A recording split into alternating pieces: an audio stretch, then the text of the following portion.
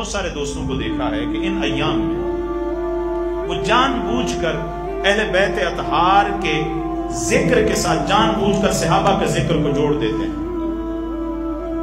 ہمارے سنت ہیں صحابہ کرام کا ادب، صحابہ کرام کی تعظیم، صحابہ کرام کی محبت ہمارے ایمان کا حصہ ہے۔ صحابہ کرام رضوان اللہ علیہ اجمعین کی بے ادبی کرنے والا گمراہ ہے، دائرہ اسلام سے خارج ہے۔ مگر محرم الحرام کے دن آئے اور محض اہل بیت اطہار کے ذکر کو کم کرنے کے لیے ان کے ذکر کے ساتھ صحابہ کے ذکر کو جوڑ دینا، ایسا کرنے والا مبغض اہل بیت ہے، وہ اہل بیت سے بغض رکھتا ہے۔ اور ایسا کرنے والا وہ حرم مکی میں لال داڑھی والا اگر بیٹھا کوئی خارجی ہو یا پاکستان میں کوئی بیٹھا ناسبی ہو، یہاں ایسے لوگ بھی ہیں ان دنوں میں جن کو اللہ نے اولادیں عطا فرمائی، ماہ محرم الحرام میں اولادیں عطا فرمائی ہیں، بیٹے عطا فرمائے ہیں۔ 6، 7، 8، 9، 10 محرم الحرام کو ان کے پہلے فتوے جاری ہوئے کہ ان ایام میں شادیاں کرو، کوئی مسئلہ نہیں ہے۔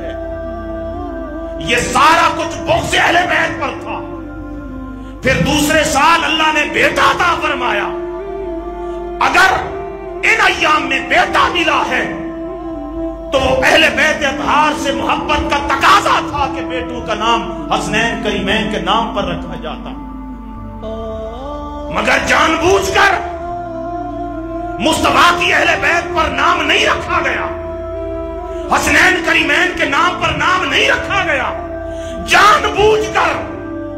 ان لوگوں کے نام پر نام رکھا گیا جن لوگوں نے ممبروں پر مولا کائنات کو گالیاں دی، جنہوں نے مولا کائنات کو شہید کروایا، جنہوں نے امام حسن مجتبی کو زہر دیا، جنہوں نے اہل بیت اطہار سے محبت کرنے والوں کی آنکھیں نکالی، جنہوں نے محض امام نسائی کو اس وجہ سے شہید کیا کہ امام نسائی نے مولا کائنات علی المرتضیٰ کی عظمت میں حدیثیں اکٹھی کی تھی۔ لہٰذا ان ایام میں بیٹے پیدا ہوں، بیٹوں کے نام حسنین کریمین پر نہ رکھنا، یہ ایام آئے حسنین کریمین کا ذکر نہ کرنا اور ان کے ذکر کے ساتھ صحابہ کے ذکر کو جوڑ دینا، یہ سارا عمل دلالت کرتا ہے کہ دل میں بغض اہل بیت بھرا ہوا ہے۔ اور میرے آقا نے فرمایا من ابغضنا اہل البیت حضرت اللہ یوم القیامت یہودیہ۔ آپ کے چچا حضرت عباس فرماتے ہیں حضور کی بارگاہ میں آ کر عرض کی یا رسول اللہ، کچھ لوگ ہیں جب آپس میں ملتے ہیں تو اس طریقے سے بازو کھول کر چہرے ہنسی میں مبتلا کر کے ایک دوسرے کے ساتھ ملتے ہیں، لیکن آقا جب آپ کے خاندان والوں کو دیکھتے ہیں، آپ کے گھر والوں کو دیکھتے ہیں تو سینے میں گھٹن آ جاتی ہے، چہروں سے ان کے آثار خوشی متغیر ہو جاتے ہیں۔ اس موقع پر میرے آقا نے فرمایا میرے چچا رنجیدہ نہ ہوں، پریشان نہ ہوں، من ابغضنا اہل البیت، جس نے میرے گھرانے سے بغض رکھا، میرے چچاؤں سے بغض رکھا،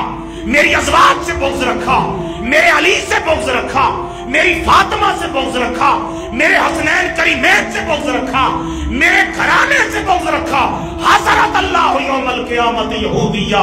وہ خوش نہ ہو کہ اس کا خاتمہ اسلام پر ہوگا، نہیں، فرمایا اس کا خاتمہ یہودیت پر ہوگا، وہ یہودی ہو کے مرے گا بدبخت۔ آگے بات واضح فرما دی، فرمایا ان ساما وصلہ، وہ نمازیں پڑھتا ہو، وہ روزے رکھتا ہو، وہ بیت اللہ کا حج کرتا ہو، وہ راتوں کو اٹھ اٹھ کر شب بیداریاں کرتا ہو، قرآن کی تلاوتیں کرتا ہو، انسان وصلہ سارے نیک اعمال کرتا ہو، وَهُوَ مُبْغِضٌ لِأَهْلِ بَيْتِ مُحَمَّدٍ دَخَلَ النَّارِ، یہ سارے نیک کام کر کے اگر میری آل سے، میرے گھرانے سے بغض رکھتا ہے، فرمایا جنت نہیں جائے گا، بدبخت دوزخ میں جائے گا۔ کیوں؟ اس لیے کہ جنت کا مالک میں مصطفیٰ ہوں، جنت کا مالک میں مصطفیٰ ہوں۔ اور اس جنت کی ملکیت میں نے مردوں کا سردار علی کو بنایا ہے، جنتی عورتوں کا سردار بیٹی فاطمہ کو بنایا ہے،